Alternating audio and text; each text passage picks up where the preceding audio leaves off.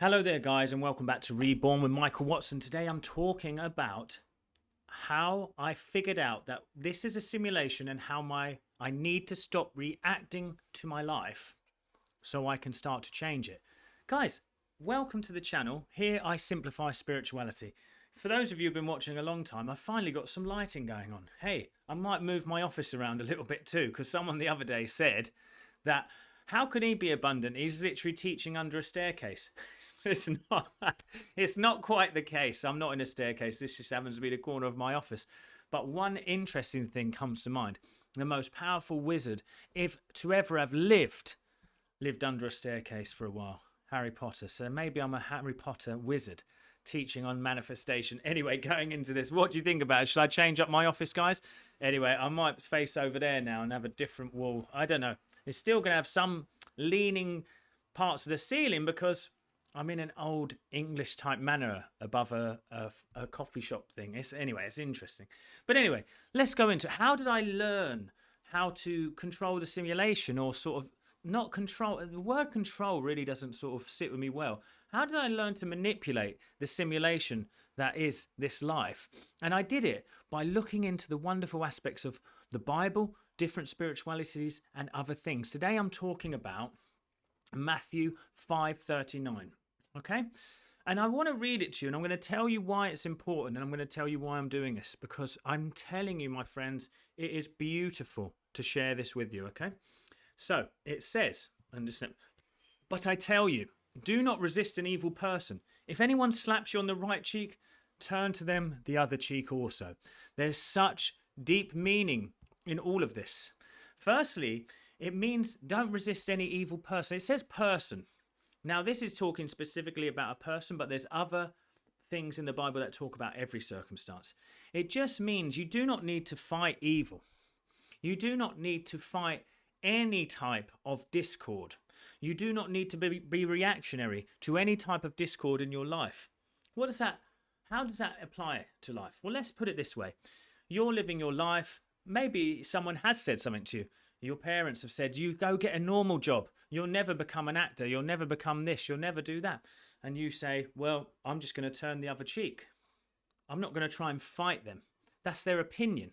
Or it can be a doctor has said to you, this is your prognosis. This is what's going to happen to you. This is definitely what's happening to you. And within 6 months, you've got 6 months to live. I'm going to tell you guys, that is the most awful voodoo I've ever heard when doctors say that. I love doctors, and all my doctors out there, big shout out to you, are helping millions of people. But what I'm saying is that's a voodoo curse in essence, and it's actually can be an evil curse in a sense, because reading the wonderful books like The Expectation Effect and things like this, there was a man on there who was told he had 6 months to live because of various diseases. Well, anyway, 6 months and a day later he passed away. They did an autopsy on him and there was nothing wrong with him. He succumbed to the curse that was put upon him. Now, that's the dangers of when we as people try to act as gods and put timelines on things and things like that. But that's not what this video is about. What this video about is turning the other cheek is simply this. It says, I'm not going to resist evil. That means don't fight against anything that you dislike. Why are you putting so much energy into something that you dislike? You're only adding to its power.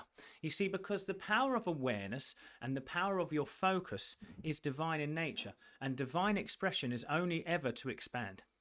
I mean, you just have to look at our universe, for example. It started as a singularity and it's constantly expanding. That is the true nature of the divine, is to expand what it is put upon. So I say to you, my friends, when something bad happens in your life, turn the other cheek. Do not look away from it. It's not about ignoring it. It's about noticing your reaction to it, dealing with that reaction, putting your gentle awareness on that reaction like the light that shines on the shadow and it leaves. So we turn the other cheek to the things that we don't like. We turn the other cheek when that big bill comes in that we weren't ready to pay. We turn the other cheek when we get given a prognosis of 6 months to live. No one is the God of you. No one has any power over you. What do we do instead? Instead, what we ask for in prayer and believe is already ours. So we start to then go back to the intention of what we want instead. So we get slapped by life. We turn the other cheek and say, that doesn't bother me. Do it again. That's what it's saying. You have no power over me. Turn the other cheek. And then from that place, we then become very intentional, where we will say anything that we wish. Now, I obviously always say wonderful things like divine peace fills my soul, divine love saturates my entire being. I'm divinely guided in all ways to peace, prosperity, and harmony in all areas of my life. Or we can start to visualize. We can start to grab a vision in our mind. We close our eyes and we see a picture. We see a picture of divine truth, which is health, harmony, abundance, beauty, all of these things. So your job is to turn the other cheek. Turn away from that which you don't like. Turn away from it, and do not give it power. I mean, imagine that if the literal thing happened where someone slapped you and you went, "Go on," they're going to be like, "What? Well, I'm not sure I want to do that." So my point being is simply this: it's saying it's just being so nonchalant, and I tend to call that divine indifference.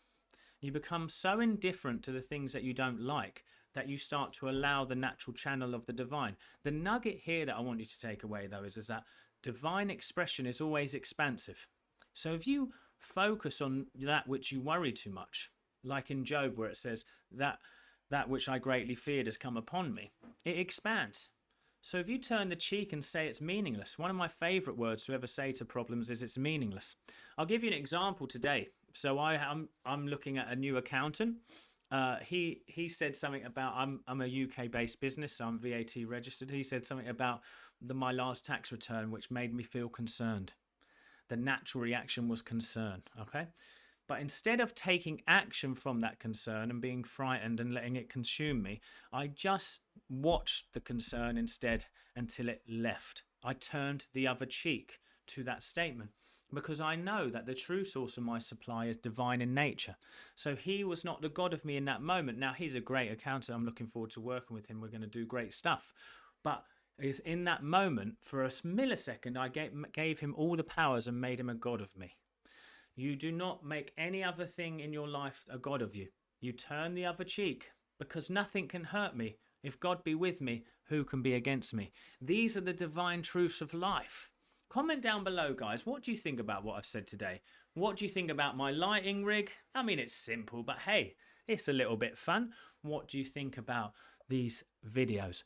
Have you got any questions? What would you like me to talk about next? Comment down below. I'd love to see you all at the next one, guys. Thank you. Don't forget to give a like, share and subscribe. Catch me on my free Facebook group, The Healing Circle, and join me over on Instagram where I'm doing some other wonderful things on there too. Have a great day, guys. Speak soon.